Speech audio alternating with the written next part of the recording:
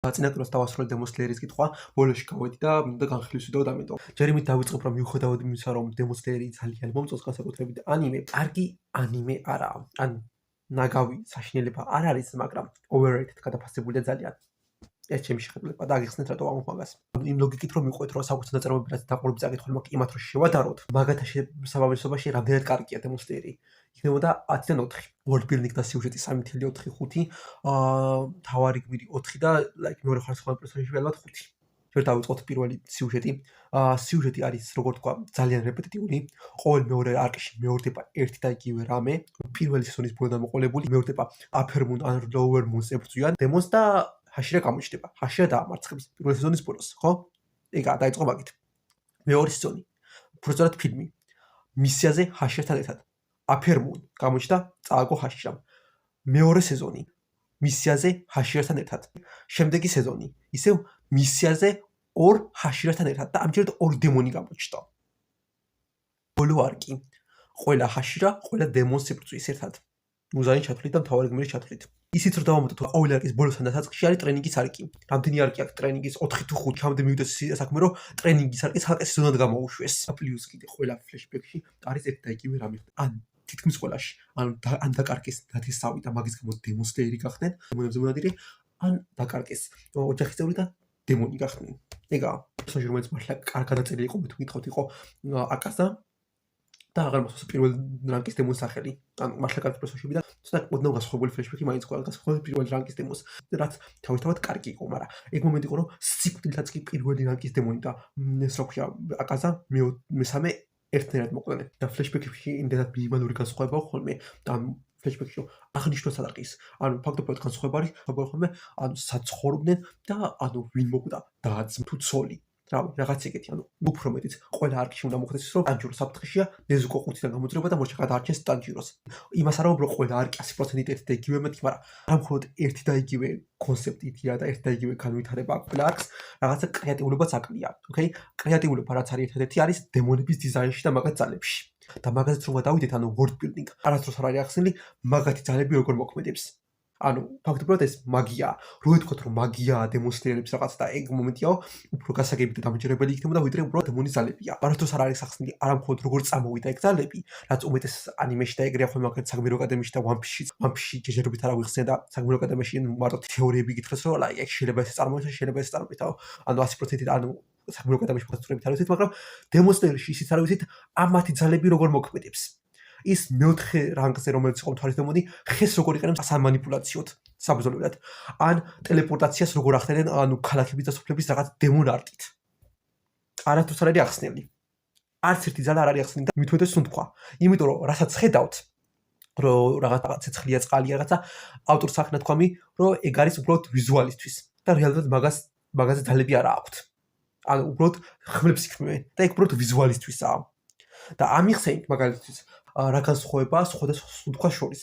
რა განსხვავება იქნებოდა მაგალითისთვის ორ ძალას შორის. აჰაკ წყლის სუნთქვას მოძრაობა, რომელიც ჩქარა გადაადგილებაში გეხმარება და არის ძალა მოძრაობა, რომელიც სხვა სუნთქვაში, რომელიც ჩქარა გადაადგილებაში გეხმარება.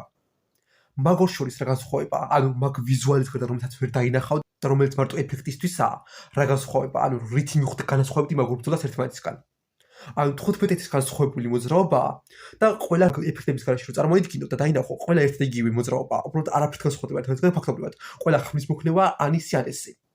ანუ რის მიხედვით განსხვავებენ ფორმებს და რატოა ერთი ფორმა უფრო ძლიერი ვიდრე მეორე ფორმა.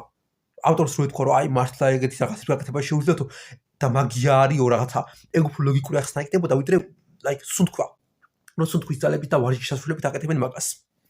ნიშნები რო იშლება სახეზე. არ მახსოვს ეგ მგონი მაგაზე გამოხლებული იყო, ანუ ეს შეიძლება ჩემი მეხსიერება იყო ცუდი და მაგით არ მახსოვს მე, მაგრამ რატო ხდებიან გარკვეული ასაკის მერე Demon Slayer-ები, რომელსაც ნიშანი აქვს სახეზე, არ ვიცი. აუხსნი ავტორს. უბრალოდ გეუბნება რაღაცას და მორჩა უნდა დაიჭერო. ანუ იმას არა რომ მეცნიერული ახსნა მოუძებნე მეთქი თავისთავად, მაგრამ მგონი ნაწარმოებია და ფანტასტიკური ნაწარმოებია, ფანტასტიკაა და ფანტეზია.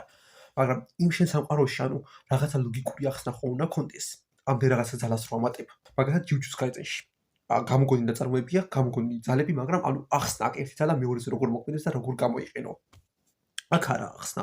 თავარ გმირს რაც შეეხება და მეორე ხარისხოვანი პერსონაჟებს შედარებით მოფიერად უდგები ხოლმე, იმიტომ რომ იმდენ დროს არ უთმოს ავტორი მეორე ხარისხოვანი პერსონაჟებს როდესაც თავარ გმირს თავისთავად და შესაბამისად იმდენი განვითარება და იმდენი პროგრესით არ ჭირდება პერსონაჟი. ერთი არკი ან რაღაც ერთი მონაკვეთი საკმარისია მეორე ხარისხოვანი პერსონაჟისთვის.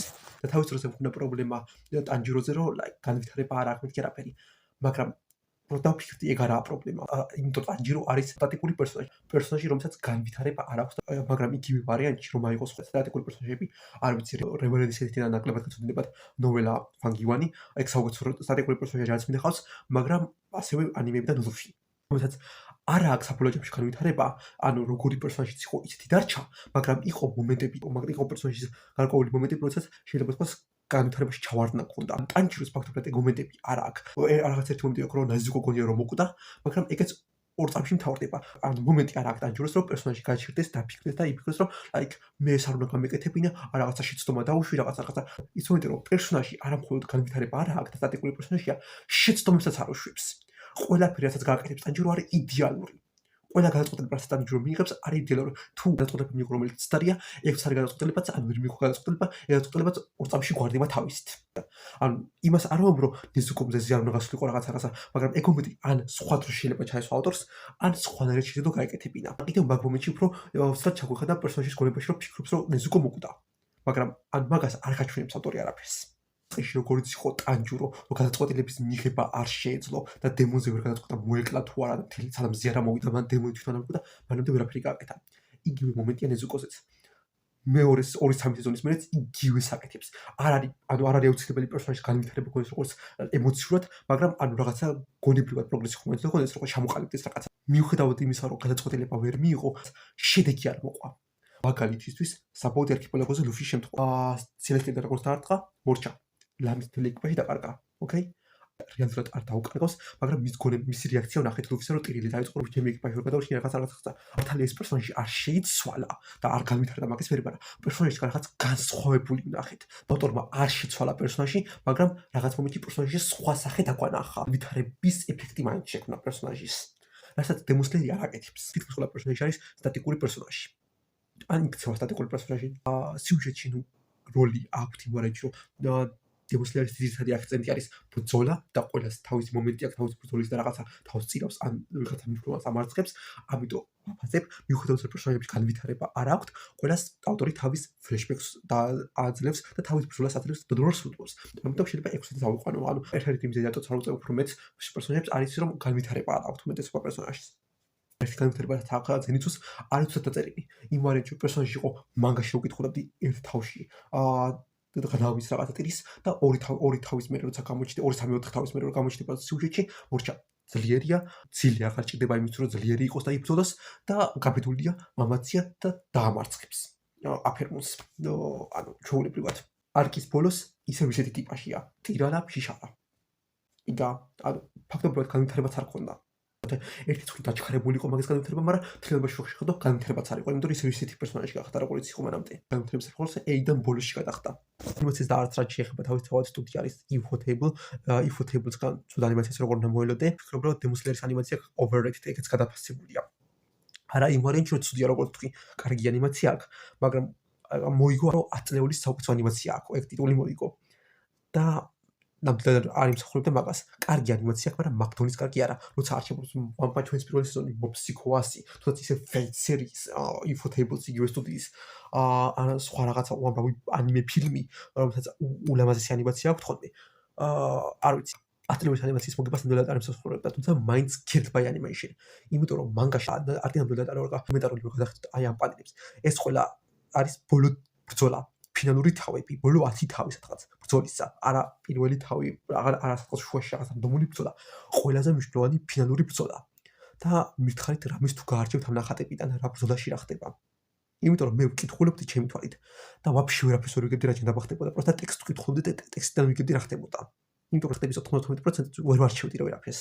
იყო ბრძოლები, რომელსაც კარგი გარკვევით ვიგებდი რა ხდებოდა და კარგი ქორეოგრაფია ჰქონდა, მაგრამ ფინალური ბრძოლები ეგ არ იყო, ოკეი? ფინალური ბრძოლები ეგ არ იყო და მივხვდეთ რომ ნახოთ განსხვავება, ანუ უფრო ანიმაციაში, ანიმეში რა იყო, ფინალურ ანიმეში რა არის ხოლმე და მანგაში რო შედაროთ. ახლოსაც ვერ მივა მანგა ანიმესთან. ანუ 10 კი არა, 100 და 200, 300, 400 თავით ჯობია. მანგა, ეს ანიმე მანგას. ანუ, რა ვიცი. ოკეი, ყავა გამომელია და მე საუბარი დავასრულე. 10-დან 4-ი მე თუ გითხოთ და ანუ დამიჯერეთ. რომ დასწროთ რამეს ვაფასებ, რომ 5 ამეთქი 10-დან, ან 6 უკვე ვამბობ, რომ კარგი ამეთქი. ოკეი, იმიტომ რომ საშუალოზე მაღალია. და თად 4-იც არ ნიშნავს, რომ ნაგავი ანიმეა რაღაც, ანუ მართლა ღირებული აქვს რაღაცა, მაგალითად, ავტორმა იცის როგორ აწერს ეკიპოდი პერსონაჟები, რომლებიც მოგეწონებენ და დაგევასებენ რაღაც სიმპათია გექნება პერსონაჟების მიმართ. და ასევე ემოციური მომენტებს და ემოციური ფლეშბექების წერა იცის. მაგას ვაღიარებ ნამდვილად. ანუ და ბრძოლების ანიმეში ყოველ შემთხვევაში ანიმაცია არაჩვეულებრივი, კარგი რაღაცებიც აქვს. სიუჟეტიც არის 100% რეპეტიტიული, არის რაღაც კრეატიული მომენტები.